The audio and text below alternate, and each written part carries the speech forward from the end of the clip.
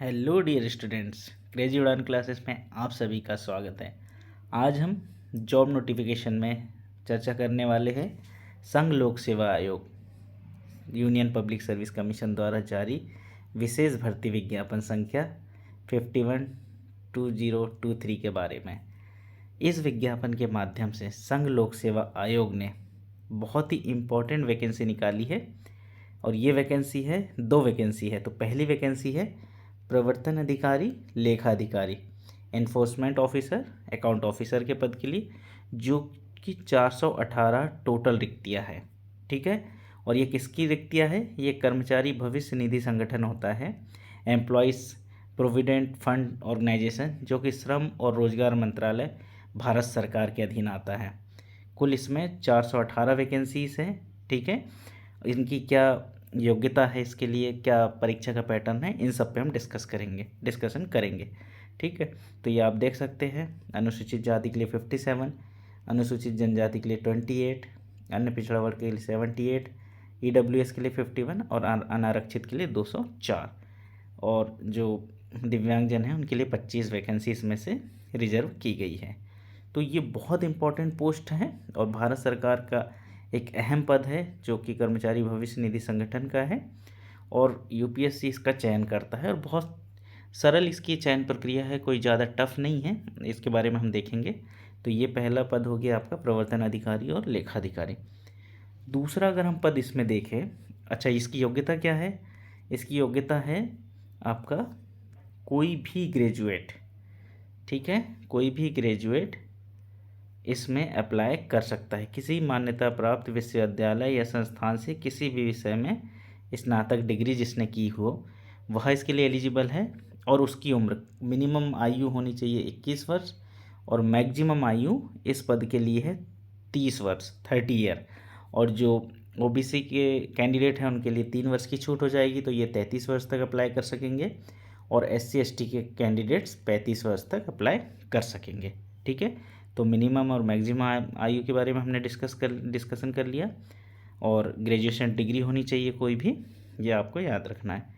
और पोस्टिंग इसमें कहीं भी हो सकती है, और सैलरी तो बहुत अच्छी रहेगी, सैलरी की कोई बात ही नहीं है इसमें। दूसरा जो पद है वह वेरी इंपॉर्टेंट पोस्ट है।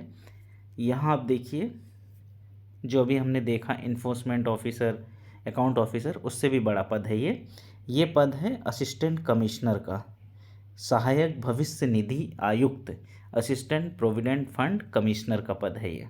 ठीक है, इसकी टोटल 159 पोस्ट निकली है, 159 ऐसे करके टोटल हो गया है 577 वैकेंसी, दोनों पोस्ट मिला के 577 वैकेंसी। और इसकी कितनी है? 159, 159। ठीक, जिसमें से अनुसूचित जाति के लिए 25, अनुसूचित जनजाति के लिए 12, अन्य पिछड़ा वर्ग के लिए 38 और ईडब्ल्यूएस के लिए 16 और अनारक्षित के लिए 68। ये वैकेंसी 2015 में निकली थी असिस्टेंट प्रोविडेंट फंड कमिश्नर की, जबकि जो अकाउंट ऑफिसर है, जो पहला पद हमने देखा, उसकी वैकेंसी 2020 में भी निकली थी, 421 पद आए थे, और उससे पहले 2017 और 2015। तो लेकिन असिस्टेंट कमिश्नर की वैकेंसी 7-8 साल के बाद निकली है। तो ये बहुत इंपॉर्टेंट पद है, बहुत अच्छा पद है ये। तो इसके लिए आपको तैयारी करनी है और आप कर भी सकते हैं। इसकी देख लेते हैं क्या योग्यता है इसमें मांगी हुई। अगर हम देखें तो इसमें जो एज है, एज क्राइटेरिया आपका वो थोड़ा अलग है।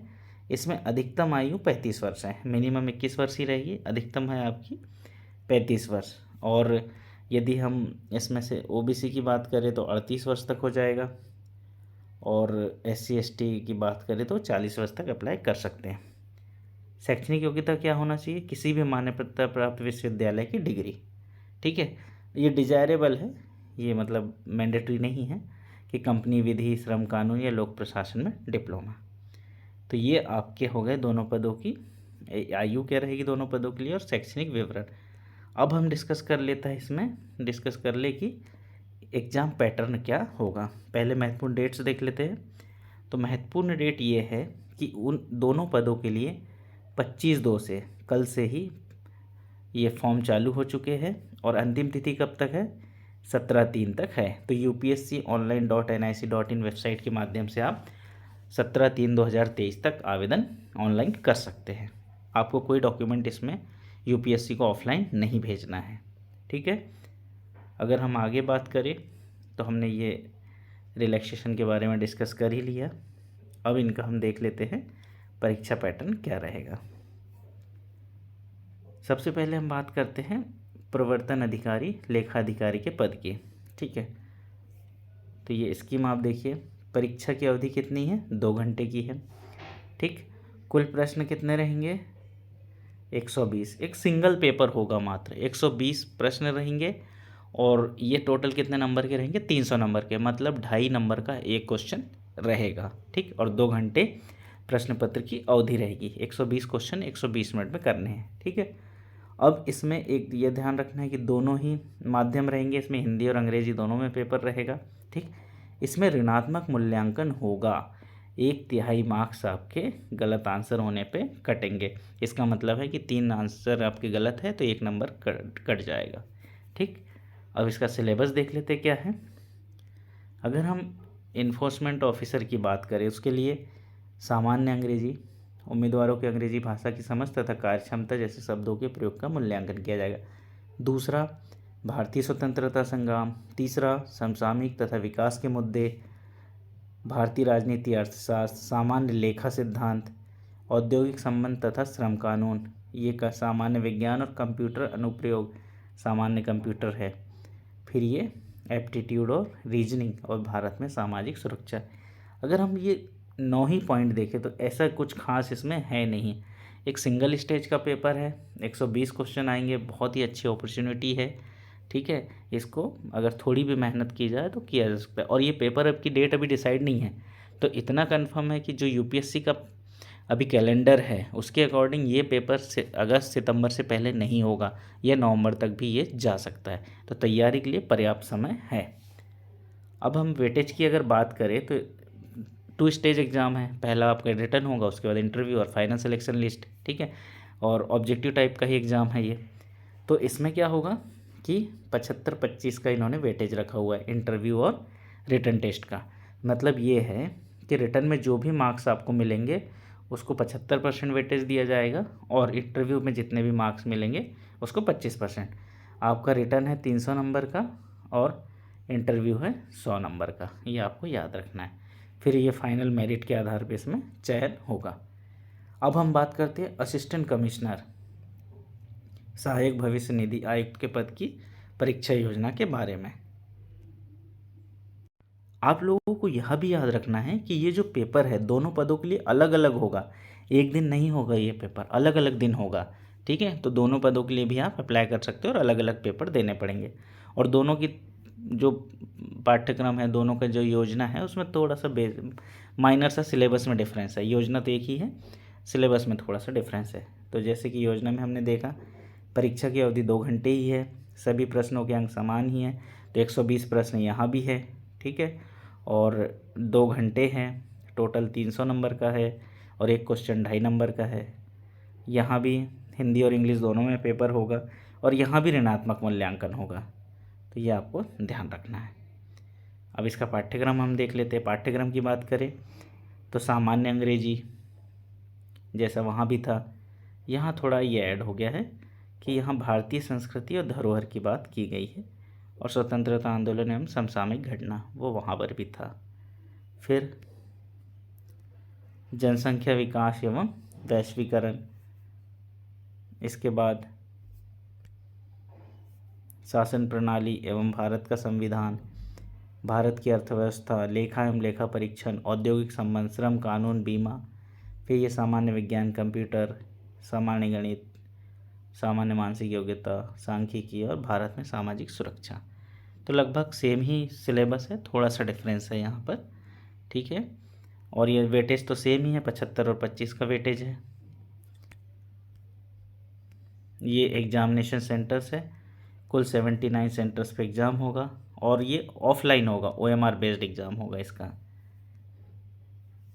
और यदि हम इसमें देखें तो हमने यहाँ इसका परीक्षा योजना भी देख चुके हैं, परीक्षा सिलेबस भी देख सके। सिलेबस क्या होगा, अगर आप देखें तो इसमें आपको ये ध्यान रखना है कि पुराने प्रश्न पत्रों को एक बार ज़रूर देखना है, जो कि आपको यूपीएससी की वेबसाइट पर मिल जाएंगे, और मैं लिंक में भी जो डिस्क्रिप्शन बॉक्स है वहाँ पर इसका पुराने पेपर का लिंक दे दूँगा।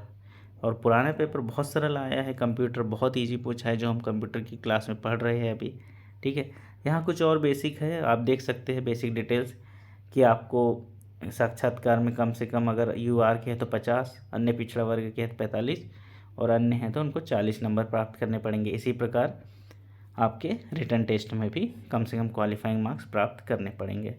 ठीक है, आवेदन शुल्क बहुत बढ़िया है यहाँ। आवेदन शुल्क अगर आप देखोगे तो महिला, अनुसूचित जाति, अनुसूचित जनजाति और दिव्यांगजन उम्मीदवारों के लिए तो यह कोई शुल्क नहीं है, 0 है। और उनको छोड़ के अन्य उम्मीदवारों के लिए मात्र 25 रुपये परीक्षा फॉर्म की फ़ीस है। तो ये 25 रुपये ही आपको ऑनलाइन पे करने हैं, तो कोई दिक्कत नहीं है, बिल्कुल आपको फॉर्म भरना है और इसकी प्रिपरेशन करना है। और यूपीएससी का नाम सुन के डरने की आवश्यकता नहीं है, अगर आप मेहनत करेंगे तो इजीली ये भी एग्ज़ाम क्रैक कर सकते हैं। और बहुत अच्छा पैटर्न आता है, आप इसका पेपर देखिएगा, बहुत अच्छा है। एक बार थोड़ी प्रिपरेशन की आवश्यकता है, बिना मेहनत के कहीं सिलेक्शन नहीं होगा।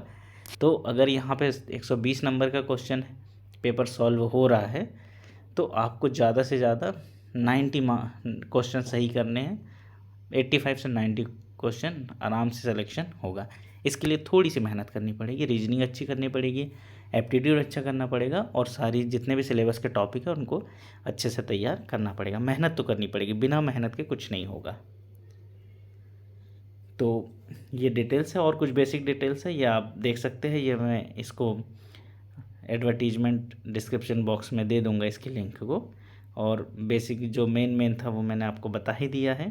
तो फ्रेंड्स, इसकी तैयारी में लग जाइए, और कोई डाउट्स हो इसके संबंध में तो बिल्कुल आप कमेंट बॉक्स में बता सकते हैं, मैं उन डाउट्स को सॉल्व करने की कोशिश करूँगा। तो उम्मीद है यह वीडियो आप लोगों को पसंद आया होगा, तो वीडियो को लाइक और शेयर करना ना भूलें। और अगर आपने चैनल को अभी तक सब्सक्राइब नहीं किया है तो चैनल को सब्सक्राइब भी कर ले।